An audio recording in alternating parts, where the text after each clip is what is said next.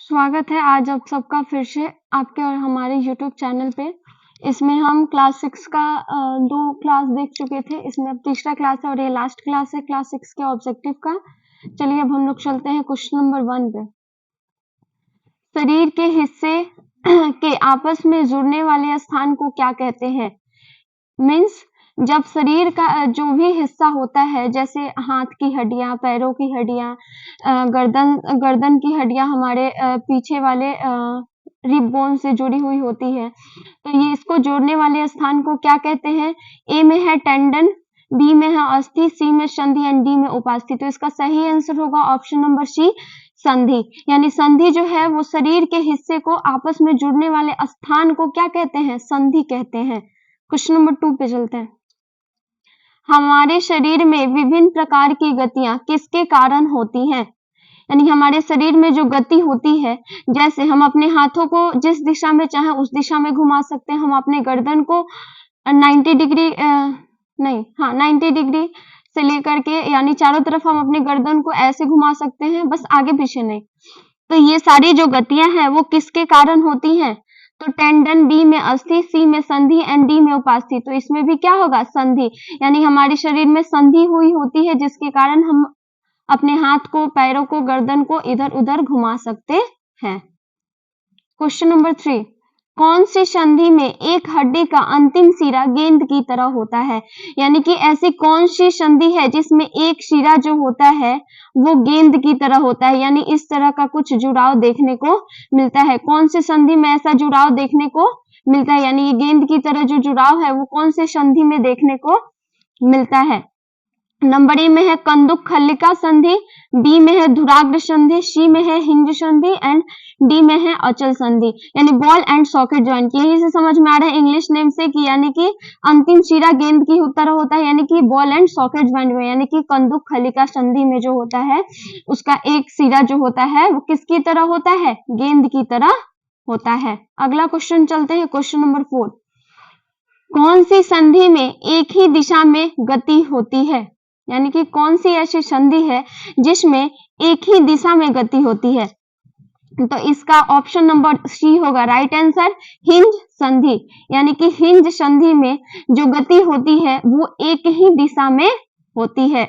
अगला चलते हैं क्वेश्चन नंबर 5 पे।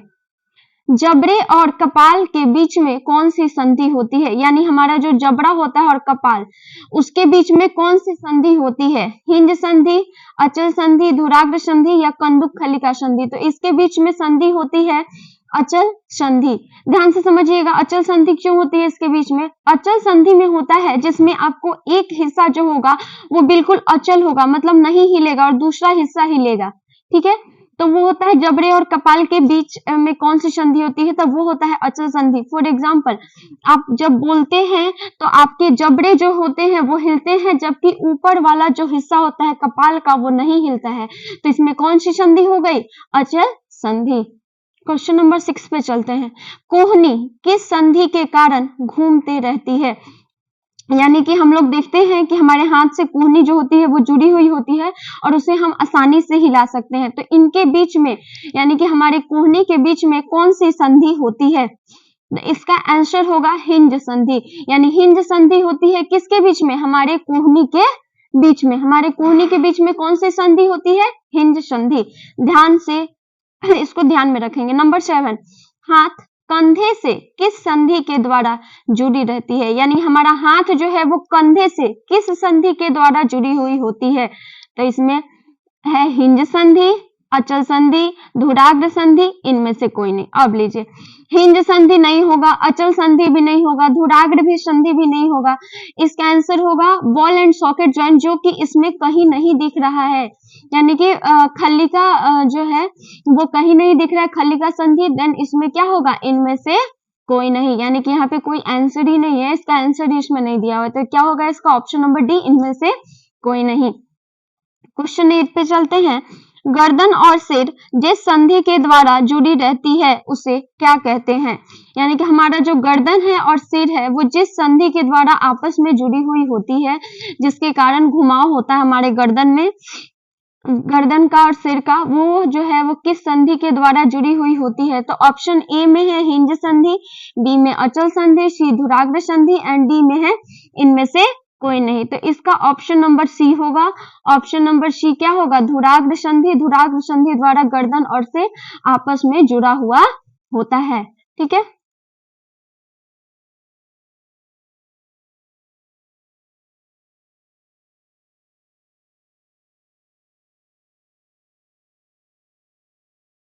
कोहनी, कोहनी किस संधि द्वारा जुड़ी रहती है? यानी जो कोहनी है वो किस संधि द्वारा जुड़ी हुई होती है? तो इसका क्या होगा? हिंज संधि। ये क्वेश्चन हमने पहले भी देखा था। इसका क्या होगा? हिंज संधि। हिंज संधि द्वारा कोहनी जो होती है वो आपस में जुड़ी हुई होती है। क्वेश्चन नंबर 10, निम्न कथन को पढ़े, यानी कि इसमें अभी हमें पढ़ना है। चलिए पढ़ते हैं। ए, सजीव का वह स्थान जहां वह रहता है आवास कहलाता है। यानी कि वह जगह जहां सजीव निवास करता है वह क्या कहलाता है? आवास कहलाता है। आवास यानी कि हैबिटेट, रहने वाली जगह। बी में ख में क्या लिखा है? विभिन्न प्रकार के जंतु और पौधे एक ही आवास में नहीं रह सकते। यानी कि बहुत सारे प्रकार के जंतु जैसे कि गाय, भैंस, कुत्ता, बकरी, बिल्ली और पौधे जैसे कि आम का पौधा, लीची का पौधा दिया है कि ये जितने प्रकार के, बहुत सारे प्रकार के जंतु और बहुत सारे प्रकार के पौधे जो होते हैं वो एक आवास में, मतलब एक जगह पर नहीं रह सकते हैं। गांव में दिया है सजीव अपनी आवश्यकताओं के लिए आवास पर निर्भर रहते हैं। यानी कि जितने भी सजीव हैं उनकी जितनी सारी जरूरतें हैं जैसे हवा, पानी, भोजन, उसके लिए वो आवास पे निर्भर रहते हैं। यानी जहां वो रहते हैं वहां पे निर्भर रहते हैं। क्या ये सही है? चलिए तो देखते हैं कि इस कथन में से कौन सा कथन हमें सही दिख रहा है। आप सबको पता है कि सजीव जहां पे रहते हैं वो उसका आवास कहलाता है। चलिए ये तो ऑप्शन यानी यहाँ पे जो क है वो सही है। बी में है विभिन्न प्रकार के जंतु और पौधे एक ही आवास में नहीं रह सकते। बिल्कुल ये गलत है। क्यों? क्योंकि विभिन्न प्रकार के जंतु और पौधे एक आवास में रहते हैं, जो कि हम लोग देखते हैं। अगर ऐसा नहीं होता तो जीवन पॉसिबल ही नहीं हो पाता। क्योंकि अगर हम लोग होते और पौधे नहीं होते तो फिर हम लोग भोजन कहाँ से करते? और अगर पौधे होते और हम लोग जीव जंतु नहीं होते, जंतु नहीं होता तो पौधों को कार्बन डाइऑक्साइड नहीं मिलता है। तो ये कथन बिल्कुल गलत है कि विभिन्न प्रकार के जंतु और पौधे एक जगह पे एक आवास में नहीं रह सकते। गांव में क्या है? सजीव अपनी आवश्यकताओं के लिए आवास पर निर्भर रहता है। बिल्कुल सही बात है। सजीव की जितनी सारी आवश्यकताएं होती हैं वो उसके लिए आवास पर निर्भर रहता है। जिस आवास में हमें क्या मिल सकता है? बायोटिक एंड एबायोटिक कंपोनेंट्स होते हैं, जैसे हवा, पानी, जल, पेड़ पौधे, ये सारे जो होते हैं वो आवास के अंतर्गत आते हैं। तो उस पे हम लोग डिपेंड करते हैं। हम लोग, पेड़ पौधे, जितने भी जीव जंतु सजीव होते हैं वो जितनी भी आवश्यकताएं होती हैं उसके लिए वो आवास पे ही निर्भर होते हैं। तो चलिए इसमें देखते हैं। ऑप्शन नंबर ए में है कथन क और ख सही है। क तो सही है बट ख गलत है, तो ये गलत है। कथन ख और क सही है। कथन ख और क सही है? नहीं है। नंबर सी में कथन क और ग सही है। क और ग सही है, बिल्कुल। ऑप्शन नंबर सी इसका जो होगा वो सही जवाब होगा। यानी कि क जो है वो सही है और ग सही है, ख जो है वो बिल्कुल ही गलत है। अगला देखते हैं क्वेश्चन नंबर 11। जैविक घटक के अंतर्गत क्या आता है? जैविक यानी कि बायोटिक कंपोनेंट।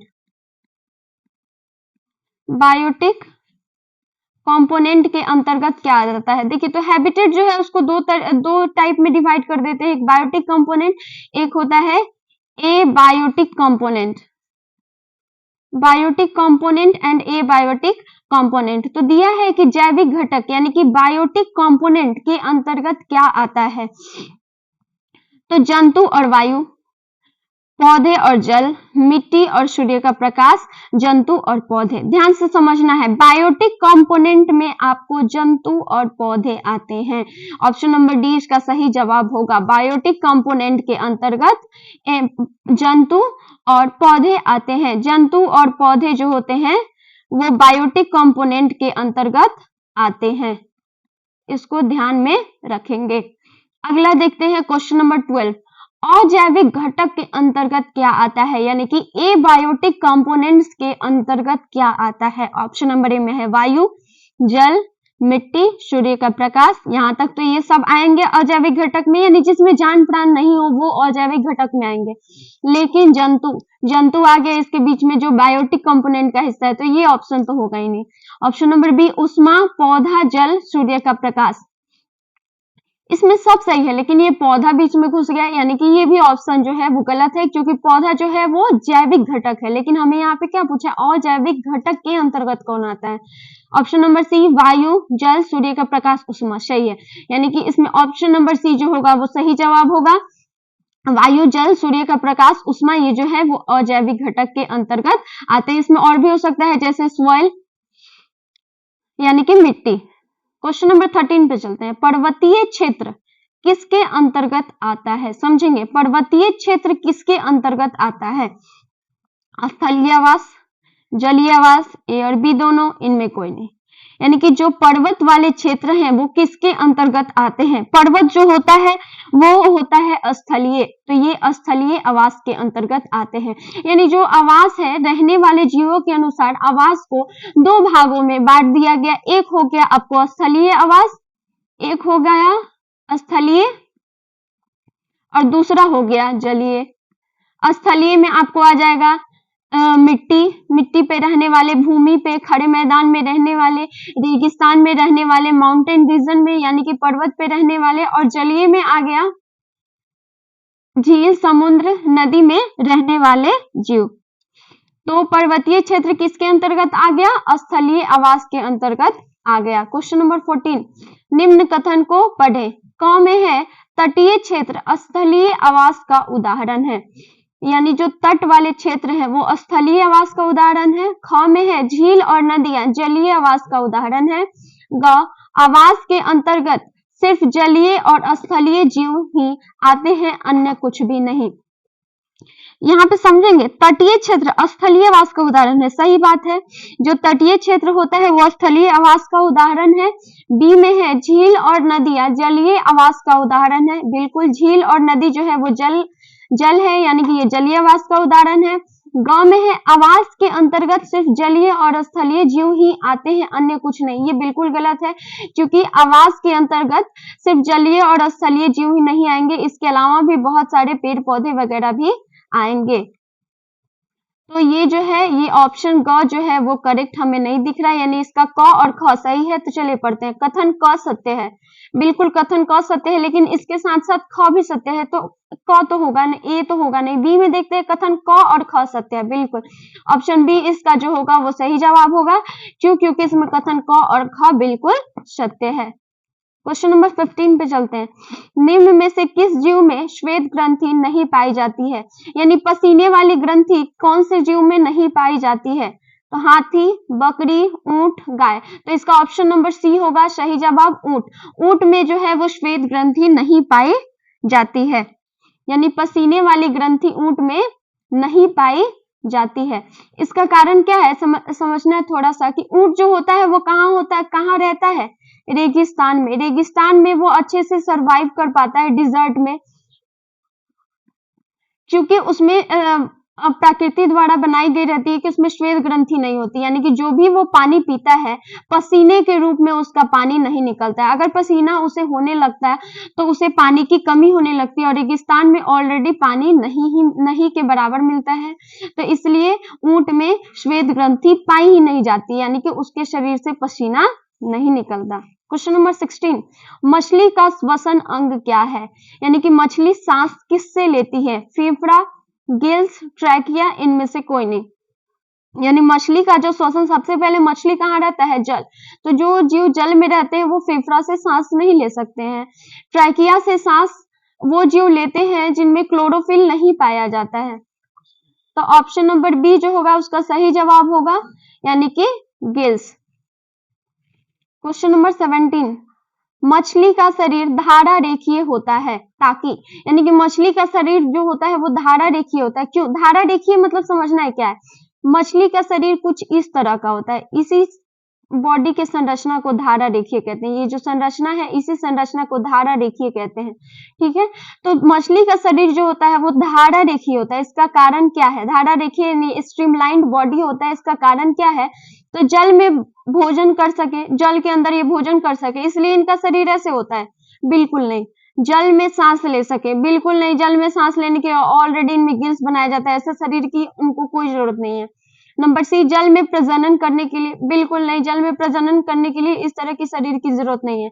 जल में आसानी से तैर सके, सही बात है, जल में आसानी से तैरने के लिए ही इनका शरीर कुछ इस तरह का, शरीर का सभी मछलियों के शरीर का बनावट कुछ इसी तरह का होता है, ताकि वो आसानी से पानी को चीरते हुए आगे बढ़ सके, यानी पानी में आसानी से तैर सके। ऐसा आप लोग देखे होंगे कि जितने भी शिप वगैरह होते हैं उन सभी की बनावट भी कुछ इसी तरह की होती है, ताकि वो आसानी से पानी में रह सके। अगला क्वेश्चन चलते हैं, क्वेश्चन नंबर 18।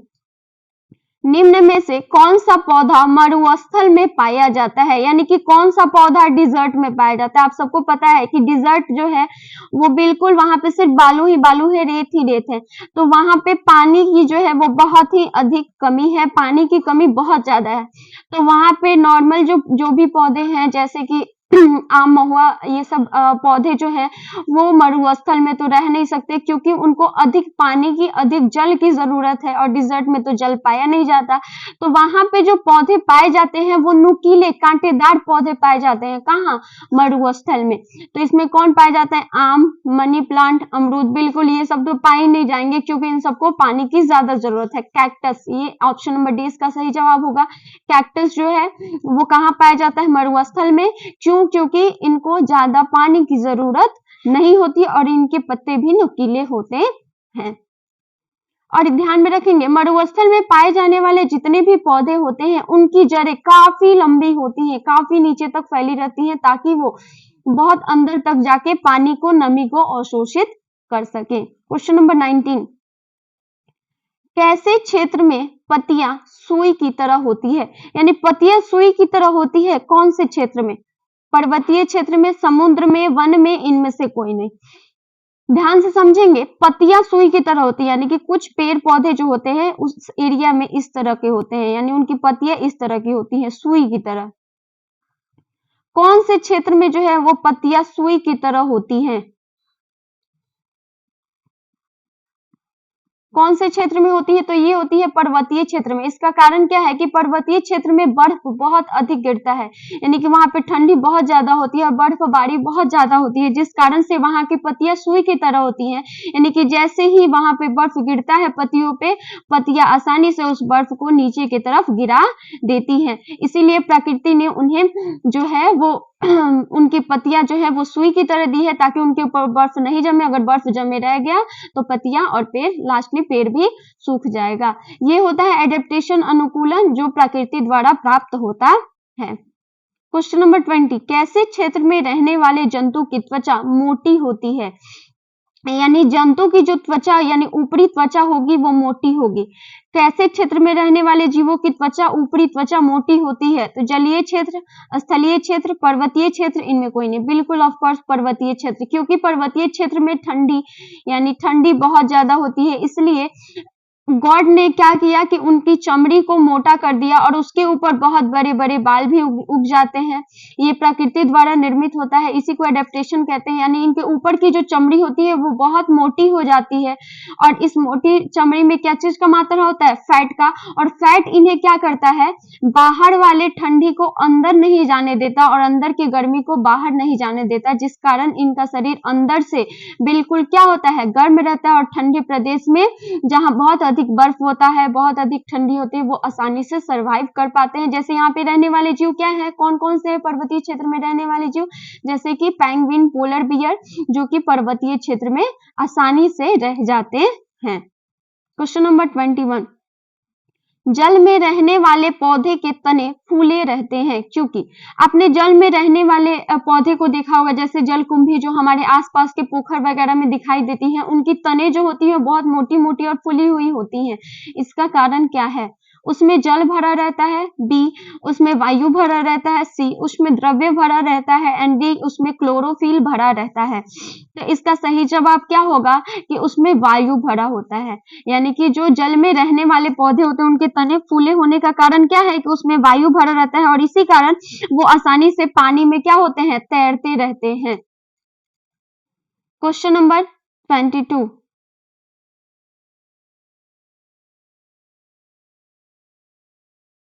नंबर 22। ऑक्टोपस कहाँ रहता है, ये यहाँ पे कहाँ होगा, ऑक्टोपस कहाँ रहता है? जल में, स्थल पर, रेत में, जमीन के अंदर। सबको पता है ऑक्टोपस जिसकी संरचना कुछ इस तरह की होती है, और ये कहाँ रहता है जी ऑक्टोपस? तो ये रहता है जल में, यानी कि पानी में। ये ऑक्टोपस कहाँ रहता है? पानी में रहता है। क्वेश्चन नंबर 23, समुद्र में पाए जाने वाले जंतुओं के सांस लेने के लिए क्या होता है? यानी कि वैसे जीव जो समुद्र के अंदर रहते हैं, समुद्र में पाए जाते हैं, उनमें सांस लेने के लिए क्या होता है? फेफड़ा। बिल्कुल नहीं, फेफड़ा से जल में सांस तो ले ही नहीं सकते। गिल्स सही जवाब है। ट्रैकिया नहीं, इनमें कोई नहीं, ये भी नहीं। तो ऑप्शन नंबर बी जो होगा वो सही जवाब होगा, गिल्स। गिल्स जिनमें होता है वो कहाँ पाए जाते हैं? समुद्र के अंदर आसानी से सांस ले लेते हैं, यानी पानी में वो आसानी से सांस ले सकते हैं। वैसे जीव में क्या पाया जाता है? श्वसन अंग जो होता है उनका होता है गिल्स। नंबर 24, कहाँ रहने वाले पौधे के जड़ विकसित नहीं रहते हैं? यानी कि कौन सा ऐसा जगह है जहां पौधे रहते हैं लेकिन उनका जड़ विकसित नहीं होता? जल में, मरुस्थल में, स्थल पर, वन में। ध्यान से समझेंगे। मरुस्थल में जो पौधे रहते हैं, अभी हमने बताया उनकी जड़ें काफी लंबी लंबी नीचे तक होती है, यानी कि ताकि वो आसानी से पानी को खींच सके। तो ये तो होगा नहीं क्योंकि इनकी जड़ें विकसित होती हैं। स्थल पे भी जो रहने वाले पौधे होते हैं उनकी भी जड़ें काफी नीचे तक जाती हैं, ताकि हम उनमें पानी नहीं भी डालें तो भी वो आसानी से सर्वाइव कर पाते हैं। वन में भी वैसे ही पौधे पाए जाते हैं, लेकिन जल में, चूंकि जो पौधे जल में रहते हैं वो ऑलरेडी जल में रहते हैं, उन्हें जल लेने के लिए नीचे जड़ें नहीं फैलानी पड़ती, क्योंकि वो खुद ब खुद जल पे रहते हैं, इसलिए उनकी जड़ें जो होती हैं वो बिल्कुल भी विकसित नहीं होती है। तो कहाँ रहने वाले पौधों की जड़ें विकसित नहीं रहती? तो जल में। ऑप्शन ए इसका सही जवाब होगा। क्वेश्चन नंबर 25, किस क्षेत्र में ठंडी अधिक पड़ती है? अभी हम लोगों ने पढ़ा है कहाँ पे ठंडी अधिक पड़ती है, तो ये होगा ऑप्शन नंबर ए, पर्वतीय क्षेत्र में। यानी पर्वतीय क्षेत्र में ठंडी बहुत अधिक पड़ती है। 26, मरुस्थल में रहने वाले जीव कब शिकार के लिए निकलते हैं? यानी जो मरुस्थल में रहने वाले जीव हैं वो शिकार के लिए कब निकलते हैं? दिन में, दोपहर में, शाम में, रात में। चूंकि मरुस्थल यानी कि जो डिजर्ट होता है वहां पे दिन में काफी अधिक धूप होता है, काफी अधिक गर्मी होती है, जिस कारण से वहां के जो जीव हैं वो दिन में बाहर नहीं निकलते। यानी वहां पे जो पाए जाने वाले सांप, खरगोश, ये जो जीव हैं वो दिन में बाहर नहीं निकल सकते हैं, दोपहर में भी नहीं निकल सकते एंड शाम को भी नहीं निकल सकते। तो इसलिए जब रात में ठंडी हो जाती है, सूर्य का प्रकाश चला जाता है, तो वो रात में शिकार के लिए अपने बिल से, यानी वो नीचे रेत के नीचे रहते हैं, जमीन के अंदर यानी रेत के नीचे रहते हैं, और जैसे ही रात होता है वो धीरे धीरे बाहर निकलते हैं अपने शिकार के लिए, भोजन करते हैं और फिर पुनः सुबह वो क्या होते हैं, फिर उस बिल में जा करके छिप जाते हैं। इसके लिए यहाँ पे पाए जाने वाले, डिजर्ट में पाए जाने वाले कुछ सांप ऐसे होते हैं जो अपना बिल खुद बना लेते हैं, और जो सांप अपना बिल खुद नहीं बनाते उनके अंदर ऐसी क्षमता होती है सूंघने की, जो आसानी से चूहे को वो कुछ दूर से ही सूंघ लेते हैं और उसके बिल में जाके उसे खा भी लेते हैं एंड वहां पे रह जाते हैं। क्वेश्चन नंबर 27, डॉल्फिन का श्वसन अंग क्या है?